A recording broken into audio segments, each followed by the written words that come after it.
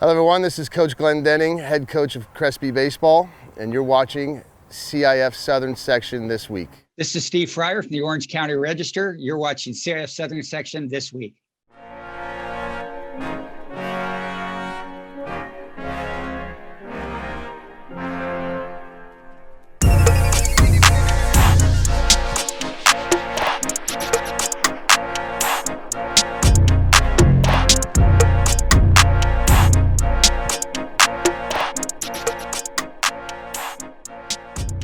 Hey everyone, welcome to episode 5 of CIF Southern Section this week, presented by Future Elite Academy. I'm Jaka Noel. And I'm AP, and we've got a dope episode ahead of us today. Special guest on the show, 30 years of experience in the CIF Southern Section.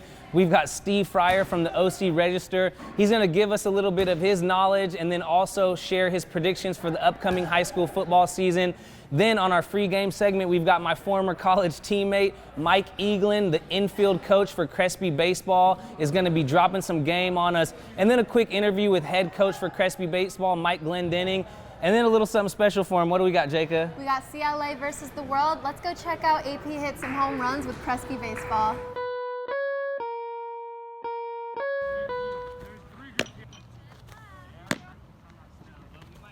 Hey, I'm Lucas Ragusin and I play for Crespi Carmelite High School. I'm a junior and I'm here to strike him out.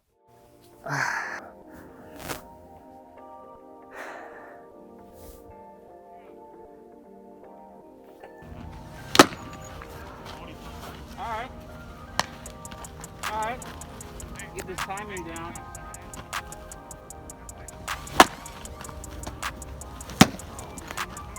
I gotta at least make contact one.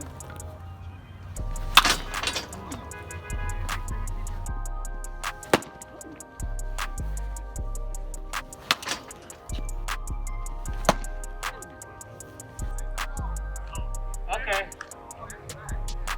All hit the bat. Oh!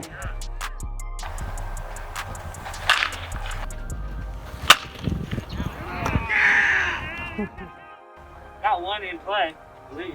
That might have went through. I don't know. First baseman probably got that though.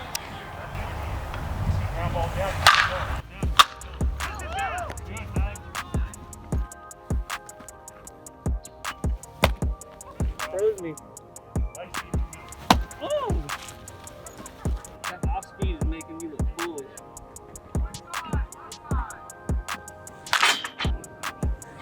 Ooh!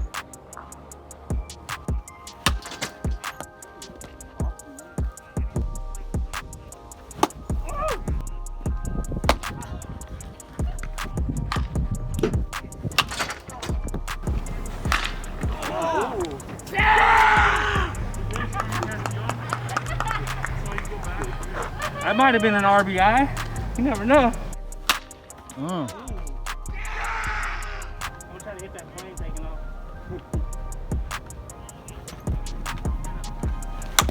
Woo.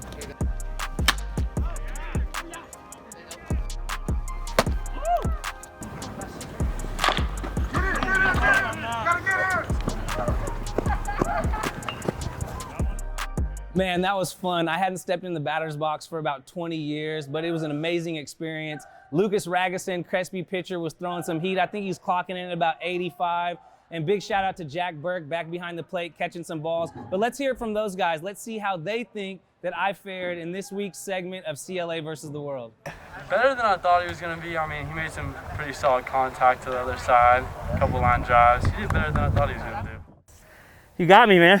That was good. I was surprised I made contact, but Yeah, you did a good job. better or worse than you thought I would be? Better. Yeah? Better, yeah. I'm surprised I made contact because this guy was throwing some nice balls, nice off-speed slider. He got me on the junk more than once. That changeup you got me too. It looked like the fastball, so I could tell you've been working on the changeup. But Yeah. we're gonna catch up with you guys. We haven't covered much baseball in the past, but I'm gonna go and try to get me some oxygen. But we'll be out and cover some games, man, and check you guys out and try to shine the spotlight on you guys with the CIF Southern section this week. But I appreciate it, man. All right, thank you. The Future Elite Academy is an entrepreneurial academy near Los Angeles, California, providing educational and racial equality for student athletes of all socioeconomic backgrounds. Future Elite focuses on 7th, 8th, and 8th grade reclassification student athletes and plans for high school expansion. The goal is to better prepare student athletes for the future in both mind and body. Learn how you can also be part of the change for educational equality at futureeliteacademy.com. All right, you guys, up next, we've got an interview with head coach from Crespi Baseball, Mike Glendenning. He's going to share some of his thoughts on last season, the season getting canceled, and what his plans are from this upcoming group of baseball players that he has out at Crespi. But here it is, our interview with head coach from Crespi Baseball, Mike Glendenning.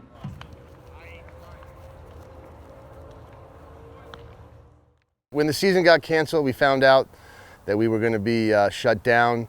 Obviously, there was a lot of questions on what was going on, what direction to go in. So I talked to the kids about, the privileges that we have every day, being able to come on the field, and how in the blink of an eye, when you don't do the things you're supposed to, it could be taken away from you. To the seniors, I talked to them about, baseball's not life, but there's a lot of life lessons inside of the game. And one of the lessons is constantly making adjustments as you go through life. And with the virus that we have, the pandemic going on, we've had to make some adjustments. When we were in the middle of trying to figure out what we were going to be able to do and not do, obviously on a weekly basis, not only just checking in with my guys to make sure that they were doing some work on their own, what they could do at home, but just the itch to be able to get back out on the field. And so as antsy as everybody was, we had to wait for things to open up, and then obviously follow some of the protocols and the restrictions that they put out, and that's kind of where we're at right now. Looking forward to this upcoming season. Who are some of those seniors on your team, some of the leaders that you're looking forward to stepping up? So I got two guys right now who are out here on a daily basis. Jake Odell, who will play some second and some third base for us, and then Jackson Benatar, who will pretty much run down everything in center field for us. Over the years, who are some of those guys, that are up on that list that you've been fortunate enough to coach? Well, so it's kind of the great thing about our school history here. We have several guys that have gone off and played at the pro level, but not only that, the guys that have gone off to play college, and the networks that they've made going through their careers. But a couple guys I had the fortune of being able to coach were Sean Gilmartin, played for Atlanta and the Mets, and then Ryan Healy, who went off with the A's and then with the Mariners. Those are two guys that I've got to personally coach. We just had another young guy from Cal Poly San Luis Obispo drafted in the 5th round, I believe it was, to the Mariners as well. And so that's kind of where we're at right now. So you're here with head coach Mike Glendenning from Crespi High School. I just want to thank CIF Southern Section this week for coming out and spending some time with myself and my guys. Up next, we have Free Game with Crespi infield coach Mike Eaglin. Game right now, as soon as possible. Mike Eaglin, infield coach, Crespi High School. This is my free game. Be an athlete. All athletes at the top levels played a lot of different sports. Most of them didn't just play their sport before they got to the big leagues or to the NFL or to the NBA. Most of them did multiple sports as they grew up. They all overlap. You have to understand that. So things that help you in one sport can also help you in another sport. Academics. Academics are a key component to this whole thing. You can't play if you don't have your academics in order. As far as this game of baseball, the roller coaster. If you get yourself on a roller coaster whereas you're high when you're high and very low when you're very low and not doing too well, this becomes a very difficult sport. So the key to this sport in particular is to stay right here at an even keel. If you stay at an even keel, you will not have to worry about how difficult this game really is. And that's my free game. A new addition to the CIF Southern section this week. We're going to be checking in regionally with different sports writers across Southern California in the CIF Southern section. And this week from the OC Register, we've got Steve Fryer. So here's my interview with Steve. Hope you guys enjoy. Hey, it's Steve Fryer from the Orange County Register, ocvarsity.com. I've been covering high schools here. Consecutive years is 30. Covered a lot of high school stuff back in the late 70s, early 80s too. So I've been around a little bit, and I'm looking forward to getting back out there and covering kids. And basically what I do, I fill scrapbooks for a living. That's all I do. It's not much more complicated than that. So I'm looking forward to filling up scrapbooks again as soon as we can. What are you most excited about, with sports starting back up from the athlete's perspective? I think when we get started again, with late December for some sports, football starts January 6th. I think it's going to be like you take a can of 7-Up and you shake it up, and you pop it. Woo! That's what it's going to be like when kids first get out there playing after not being able to play since March, whatever, right? These kids get out there for the first time, start doing what they're doing, whether it be on the volleyball court, whether it be, cross country runners, guys in the football field, whatever. It's going to be just nuts fun. Hopefully we'll have a great group of parents and everybody else in the stands too. The student sections that we have in Orange County, this competition we got among the student sections and opposite sides of the court or a field, that is just worth the price of admission in itself. I tell you, some of these kids are really clever. And I think when we all get together and we start doing that again and get that community thing going, that is the high school football Friday night, it's going to be really good. And I think it's going to be an emotional time. It really will. We've all kind of gotten through this thing. We're all going to get together out there and, me in the press box, fans in the stands, kids on the field. Gosh, even the refs are going to be welcomed back even. And that never happens. Since you've been doing this for 30 years, you've got, the who's who of this whole high school football world.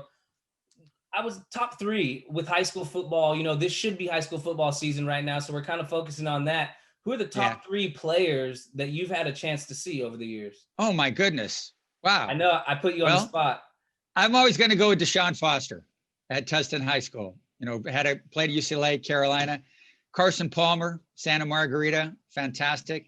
There was a guy who didn't make it in the NFL, played a little bit in the CFL, but he's really good at USC, a guy named Matt Grudegood, who was at Mater Dei. He was about as good of a two-way player that you'll see as a linebacker. He just destroyed people as a running back. He didn't want to get in his way. So, off the top of my head, those are 3 good ones. But dang, the linemen too. Sam Baker at Tustin, who played in the NFL for a long time. Ryan Khalil was good at Servite, but really blossomed when he got to SC and then in the NFL. Boy, there's so many of them. There was a guy who played a long time in the NFL. He was at Huntington Beach High School, a guy named Tony Gonzalez. He was pretty good in high school. He was, yeah, I'm sure he was decent, right? He was a two-way player. Yeah, he played was basketball at Cal too, right? And he was a pretty good linebacker too. People say, he never hit anybody. But that's not true. He was really good. He was a tremendous tight end linebacker, and he was all county first team basketball, and of course played basketball at Cal, and he was fantastic too. Matt Barkley was a great quarterback from his freshman year on at Mater Dei. Matt Leinart, quarterback at Mater Dei. Heck, we can just talk Mater Dei quarterbacks here and just go for like guys that I thought were wonderful. JT Daniels was something special too. Bryce Young, last couple of years. Wow. Complete player. Rich get richer. Super smart kid. Wonderful young man.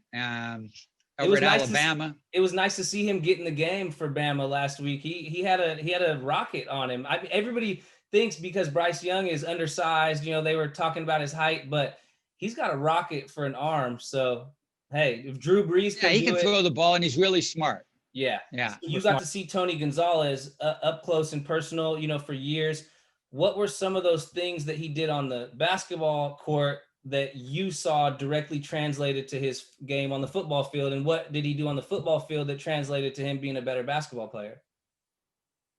Well, first of all, you're tough. And if you're posting up and you've played some linebacker and tight end, you're posting up down low, you just might have a little bit of a matchup advantage against somebody who's sort of built like me, right? You're going to kind of push guys like me around some. And then that footwork, you get in basketball, jumping footwork.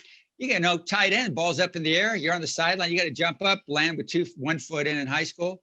Those sorts of things all come into play. Your wind condition, it's a sort of different conditioning football than basketball. But if you're good at both of them, man, your condition is going to be good for both sports. So Tony G, he was good at everything. Really nice kid too. How are these teams shaping up in Orange County? And who are some of those teams that you're excited to watch this year? Well, you know, it's you know, modern day is going to be very good. I don't know who's going to play quarterback. They got a guy named Emmett Brown from San Diego County, from San Marcos High. It's not Emmett Brown, the crazy doctor in Back to the Future. It's a different Emmett Brown. I checked just to make sure. But they've got lineman galore coming back. They got Quincy Craig coming back, who's a kick return guy, running back guy. They got receivers coming back. They should be really good. You know, it's going to be them and St. John Bosco fighting for that Trinity League championship, best league in the state, and some people say the nation. Santa Margarita's got some coaching changes again. Wieselmeyer left after 1 year, so they got a new coach there. Orange Lutheran's going to be somewhere in the, you know, they'll be in the top 10 of the county, but probably the bottom half of that 16 Trinity League. The team to watch out for that's going to be better, it's gotten better the last couple seasons, and will continue that, is Servite. McMillan, fantastic all-around athlete for them. Noah Fafita is an excellent quarterback. Little guy, you know, 5'9" or something like that, but he's tough as nails, runs well, throws really well. A lot of guys don't think we're, you know, talking about Bryce Young being able to wing it. You know, Noah Fafita can throw it on the run, throw up in the pocket. He's going to make them really good. Coach Troy Thomas is going to have those guys believing that they can, you know, run through brick walls, all those sorts of things. Mission Viejo is going to be really good. Chad Johnson's a very smart guy, offensive mind, the head coach over there. They should be darn good as well. You know, last I checked, Peter Costelli is going to play for them, I think. I'd have to double check that. Mission Viejo, really good quarterback. They'll be fine as well. We should see Los Alamitos be a little bit better this year. Edison's always going to be good. Corona Del Mar coming off a 16-0 season, and they had maybe their best group of freshmen they ever had. And so Corona Del Mar may just be in reload mode. Looking around, also around the county, Esperanza had a good comeback, bounce back year last year, CF champ. Yorba Linda is always going to be good. La Habra, always good. Frank Mazzota, I think he's got 5 CF titles there or something like that. Crazy good. Yeah, they lost Jake Garcia, who you mentioned, moved on to Georgia. Bryce Phillips from La Habra, right? Bryce Phillips. Yep. Yeah. And so they lost. Yep, very good. Clark Phillips' little brother, really fine player, good receiver, D-back, just like his older brother. But La Habra will still be there. They'll be pretty good. They'll have enough players, and you know, that kind of covers the gamut of it. Santa Ana High will be really good. You want to see a good game, go see Santa Ana play Orange. Those guys hate each other. Students don't like each other. Cheerleaders don't like each other. Bands don't like each other. It's glorious. Exactly. That's how it should be, 100%. Now, I have a question. I've seen a guy, you know, over the last year or so who's gotten a lot better. And, you know, I just want to know your thoughts on him is Kyron Ware Hudson, the wide receiver from Modern Day. You know, what do you think of him? He's a guy who might be playing on Sunday someday. You know, he's one of those guys who projects out. It's really hard to project how good kids are going to be, but he looks great, and he's going to make any quarterback look better. That's for sure. Just throw the ball somewhere within 10 feet of him. He's going to grab it. He reminds me, he's got the size and ability of like a Juju Smith when Juju was a sophomore at USC, you know, already. Yeah. You got these guys who are just athletic as heck. They got great hands. They run the right routes, and they do all those things that you like to see. And then running, you know, yards after catch. Yeah, really good. Hats off to you, and you know, congrats on 30 years. That's big time. So, man, we appreciate you. This is Steve Fryer from the Orange County Register. You're watching CIF Southern Section This Week. Thank you so much for tuning in to episode 5 of CIF Southern Section This Week, presented by Future Elite. I'm Jacob Noel. And I'm AP, and I hope you guys enjoyed this week's episode. It was a whole lot of fun. Stay tuned next week, and make sure you subscribe to the CIF-SS YouTube channel, where all these shows are going to be hosted. And also follow on Instagram at CIF-SS and on Twitter. Also follow us with the show at CIF-SS This Week. I'm AP, and we're out. Peace.